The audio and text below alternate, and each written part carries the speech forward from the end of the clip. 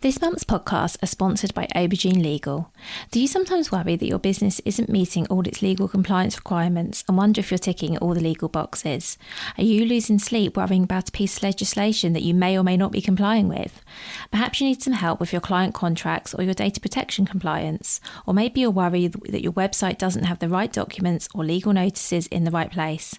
Perhaps you have a brand that you want to protect with a trademark. How about if you could outsource it all and eliminate all of your worries? If so, then get in touch with Aubergine Legal, a friendly commercial legal consultancy offering practical and clear commercial legal advice without the overwhelming legal jargon, taking the worry away and helping you to protect your business and minimise your risks. Aubergine offers a free 30-minute consultation if you have any questions or want to find out if they can help, and you can access this link and book your free 30-minute call via the link in the show notes.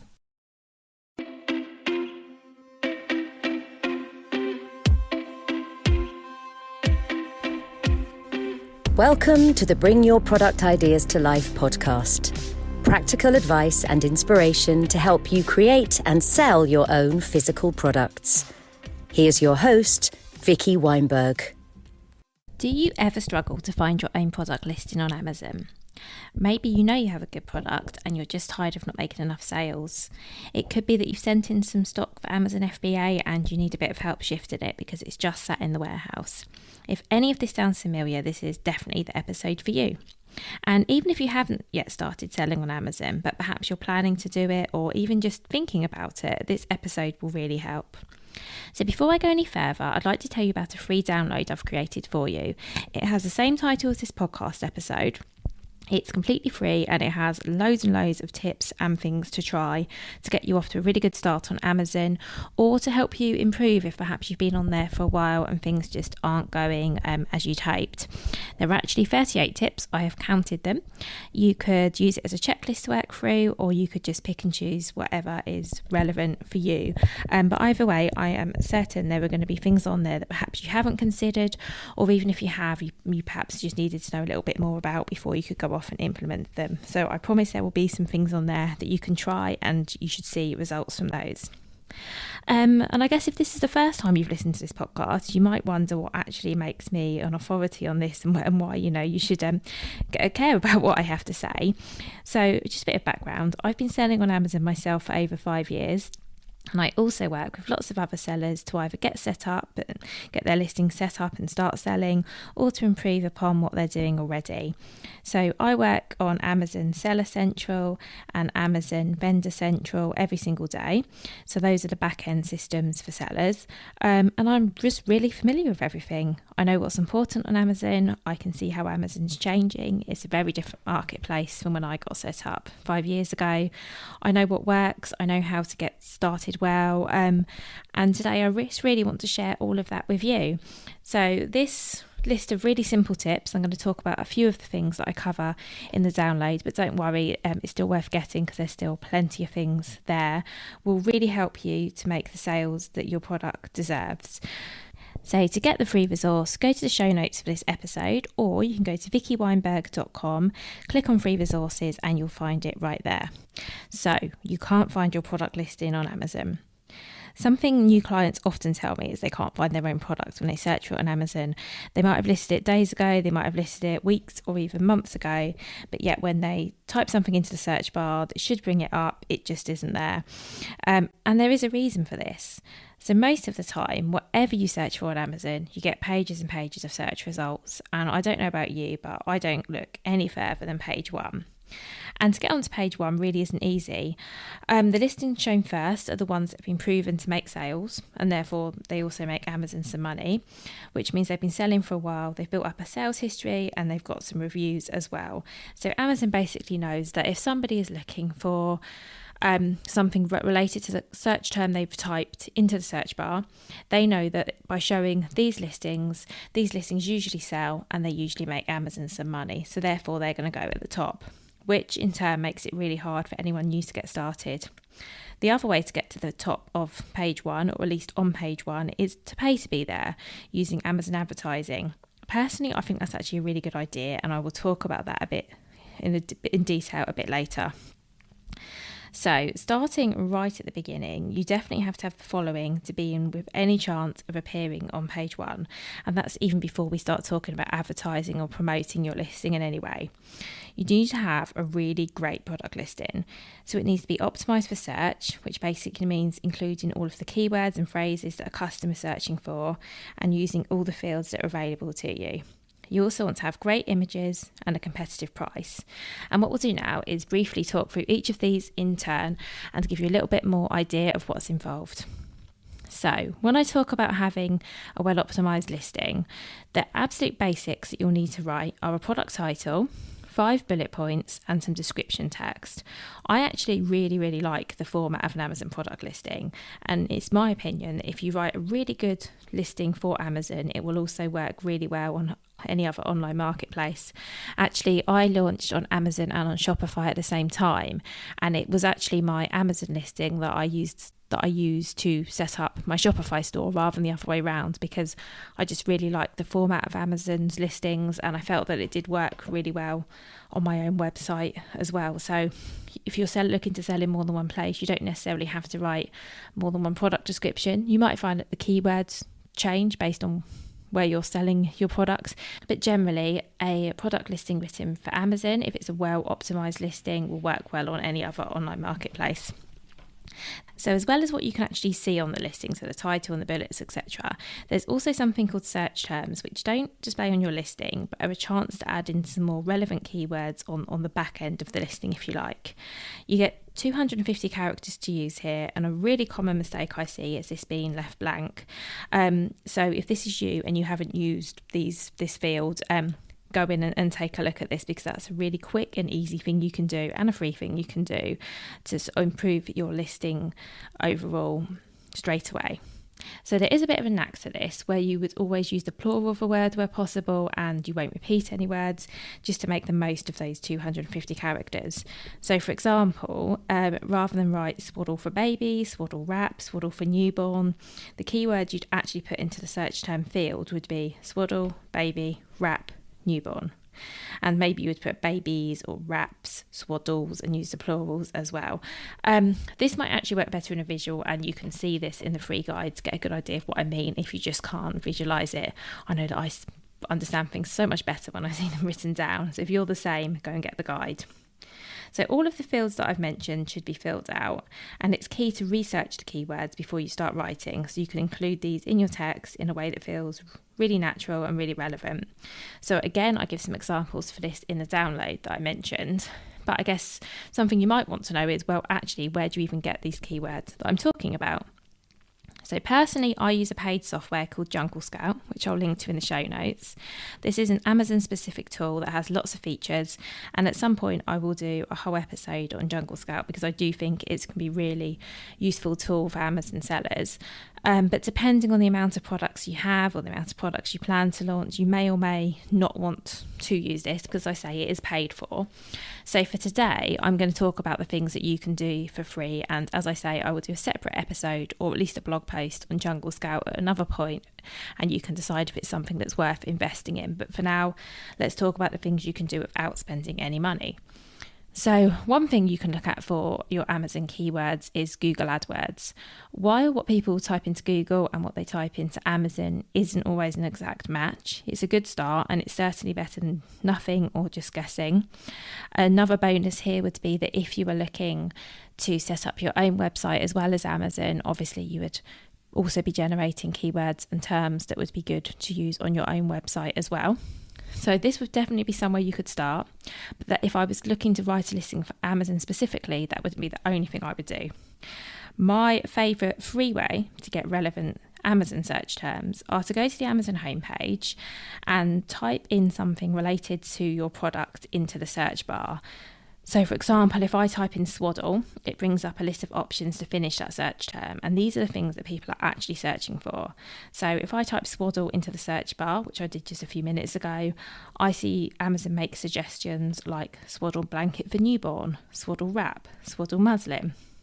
And if you then type in all the relevant words to your product and then use ones you found, you can expand even more. So for example, by typing in swaddle, it came up with the suggestion swaddle wrap. If I type swaddle wrap into the search bar, it suggests swaddle wrap 0 to 3 months. So what you're looking for is to end up with a list of words and phrases that you can use in your product listing, and perhaps if or when you start running Amazon ads too. So what you would do is you'd set aside some time, sort of probably half an hour is enough, and you'd go through this exercise and you would note down in a list all of the words that you get.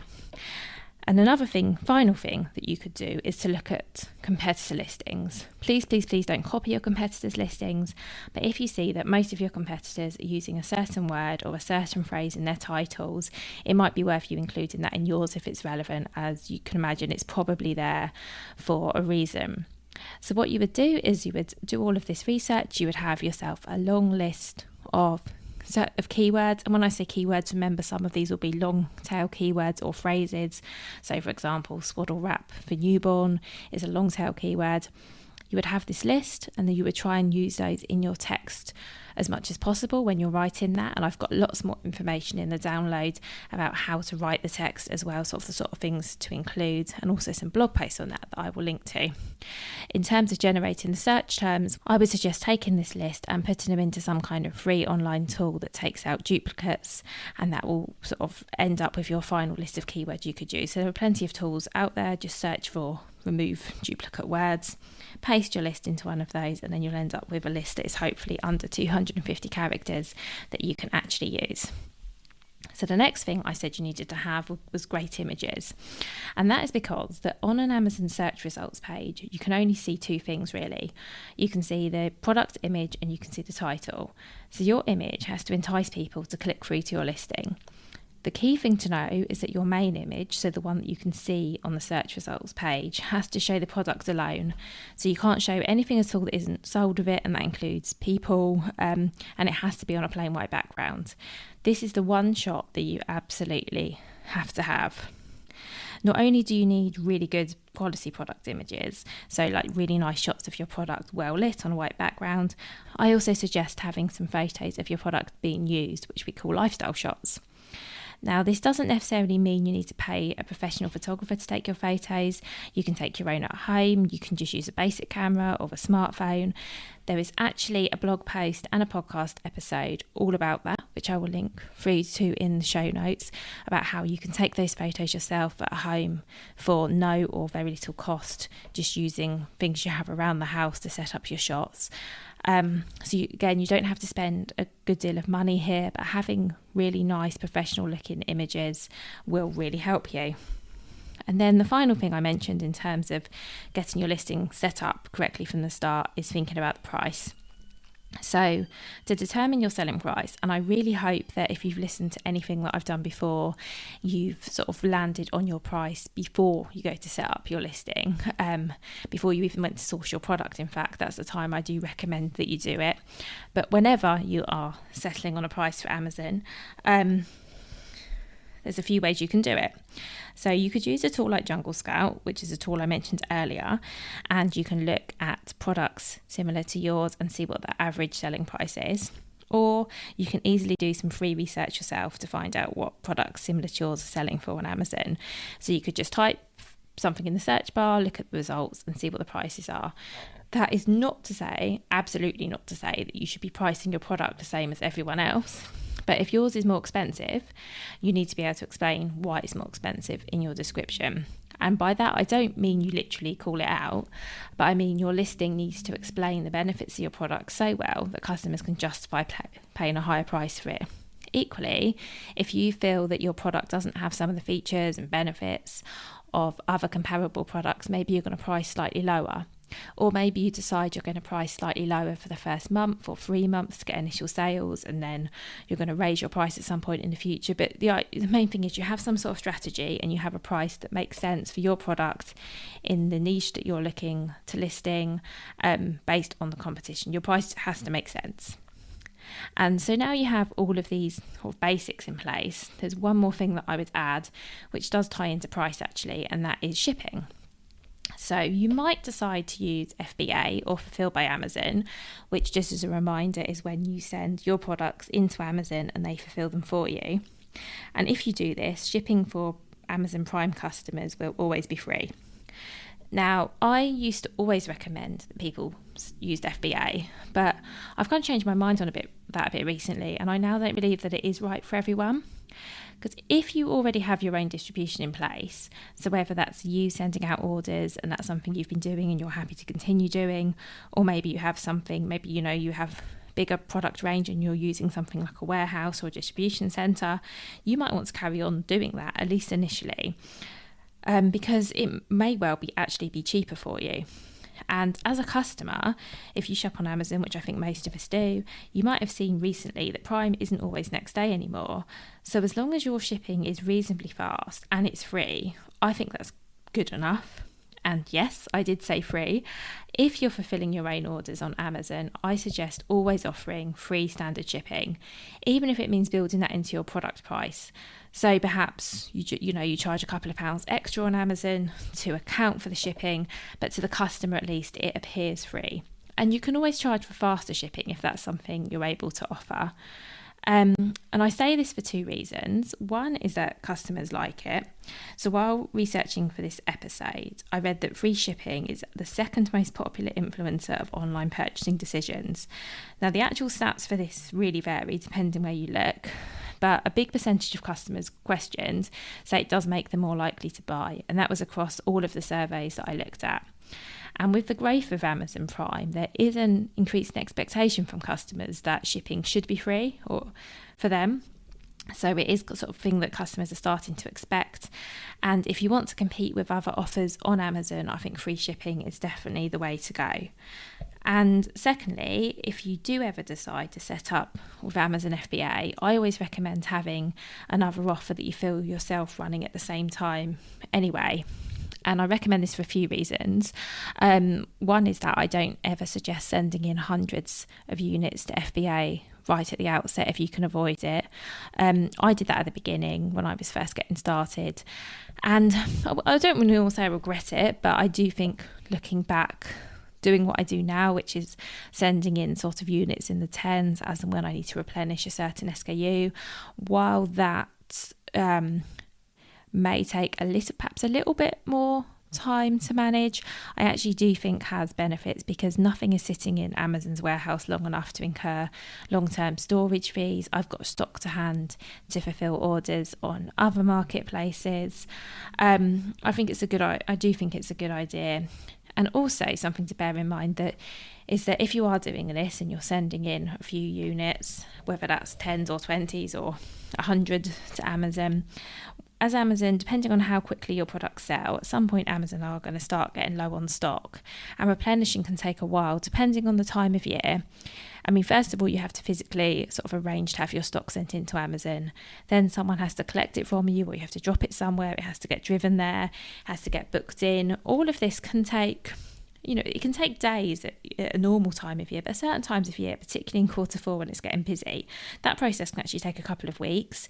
You can sometimes, get a notification that your stock has arrived in the Amazon warehouse, but then actually it's not available for customers to buy for another week after that because they just haven't had time to unpack the boxes, scan them and put them on the shelves. And all that time you're missing out on sales.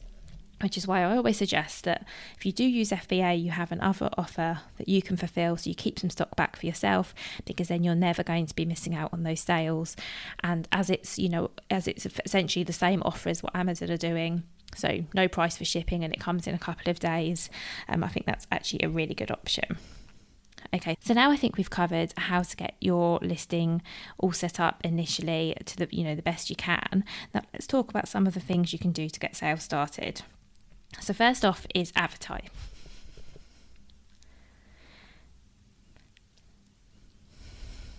And I also think it's worth saying that if you've been selling on Amazon for a while but you're not getting the sales you want, it might be worth revisiting some of the things that I've just covered, and also some of the things that I'm about to talk about now as well. So first off, I want to start with advertising. So if you're just starting out on Amazon, or even if you've been selling for a while and perhaps sales aren't where you want them to be, I always recommend running some sponsored products ads to get you started. So in fact, with the Amazon launch package that I offer, I include a month of Amazon ad management here, because I do feel that while it's sad to say, it is really hard to get initial traction without it. I always tell my clients that it shouldn't be seen as a long-term thing unless you want it to be, because once your product starts selling well and you have some reviews and you've got some sales history, you start ranking for relevant keywords, which basically means when someone types in a word relevant to your product, they then click on it and then they go on to buy it. And that tells Amazon that your product must be relevant to that word or phrase, and you'll start to show up for it in organic searches. So that's what ranking for keywords means. Once you're doing all of that, you might not need ads, or you might not need the same amount of ad spend, but I do think it's a really good way to get started. I also suggest when you start off, as well as running ads inside Amazon, you do whatever you can to drive traffic from outside of Amazon to help you get started. So you could do external advertising to your listings. You could do Facebook ads going to your Amazon listing if you wanted to. But there's also plenty you can do for free. So social media, you can use email marketing. You can just email the link to your product to your friends, to your family, post on your personal social media page. But really in the first sort of weeks of having a product live on Amazon, you need to be telling people about it and doing everything you can to tell people about it multiple times, because getting started, I promise, is the hardest bit. Once you start getting traction, you start getting sales, it does get a lot easier. The other thing I suggest doing is looking at some of the available features on Amazon, and some may be relevant to you and some may not be, but I'll just talk about two things it's worth considering. One is setting up a professional selling account rather than an individual selling account. The difference is that professional account costs £25 plus VAT a month, so that works out as £30, but I do think it's worth it. So one of the key differences is you will actually be able to run the advertising that I just mentioned, because you can't actually do advertising without this kind of account. It also means you can sell in higher volumes, and it also means if you wanted to, you could apply for something called Amazon Brand Registry, which is the last thing I wanted to touch on.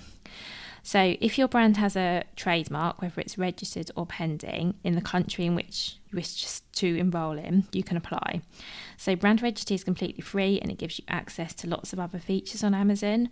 So some of these include the ability to set up what's called A+ content, which is basically product descriptions that have more images. Maybe they have graphs and tables and basically lots more features than a standard couple of paragraphs of text. You've probably seen lots of these listings on Amazon before and perhaps haven't realised what they are, but this is basically a feature that's only available to Amazon brand registered sellers. You can also set up an Amazon storefront. You get more advertising options, and you also get better protection for your brand on Amazon. You can stop other sellers sort of hijacking your listing, changing the text, and also from people selling counterfeit items as well via FBA. So it's definitely something that's worth looking at. There are also loads of other things you can do on Amazon, so you can set up deals and discounts. There are also some sort of legitimate ways to get early reviews. These are programs that are run via Amazon that are definitely worth looking into, and I've included information on all of these in the download that I mentioned. And I guess the final thing to talk about is whether Amazon is the right marketplace for you in the first place. Before you even get started with any of this, I think it's definitely something worth looking at, because hopefully what I've shared today has helped you see that there is a bit of work that goes into getting it right at the start on Amazon, and you don't necessarily want to spend the time, the effort and potentially the money if there is actually a more appropriate marketplace for your product. I did an episode about the different marketplaces a while ago, and I will link to that in the show notes. You can find that. In the guide that I've produced for this episode, I've also included some tips and things you can try to work out if Amazon would be a good marketplace for you. So that is all included. Again, you can get that from vickyweinberg.com or in the show notes for this episode. I really hope you found this episode useful. My belief still is that Amazon is a great marketplace, but it is a hard place to get started on. And if you do decide to sell there, I genuinely want you to do well. And I hope that everything that I've shared today helps you do that. If you have any feedback on this episode, I would love to hear from you. You can email me, vicky@vickyweinberg.com, or come and find me on Instagram. So thank you so much for listening. Have a lovely rest of your day, and I'll be back with another fantastic interview next week. If you've been inspired to start a podcast in 2024, I really recommend my podcast host, Captivate. Captivate were my top pick when I started podcasting 4 years ago because of how easy it was for a complete novice like me to get started. I've stuck with them for the last 4 years because Captivate is still really simple to use. They keep adding great new features like the ability to share ads like these, and they've just been really reliable. So when you're ready to start your own podcast, you can use the link in the show notes and get a free 7-day trial with Captivate.